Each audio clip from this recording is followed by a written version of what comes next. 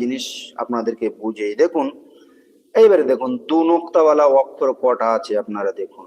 দু নোক্তাওয়ালা অক্ষর আছে এই একটা, এই একটা, আর এই একটা। তিনখানা অক্ষর আছে দু নোক্তা দিয়ে। ছাত্র দেখে নাও, খুব সুন্দর করে ভালো করে বুঝে নাও।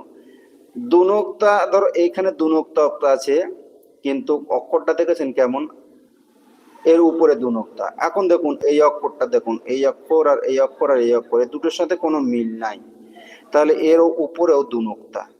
এখন দেখুন এটাও কিন্তু এই দুটোর সাথে এর সাথে কোনো মিল নাই, এটা সম্পূর্ণ আলাদা, এর নিচে দু নোক্তা।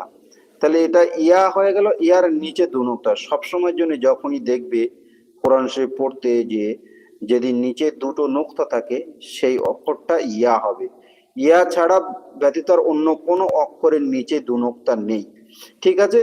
আর কফ দেখুন, কফের সবসময়ের জন্য এইরকম দেখতে পাবেন, কফের উপর দু নোক্তা। এবার কফের রূপ কেমন আসবে কোরআন শরীফে কেমন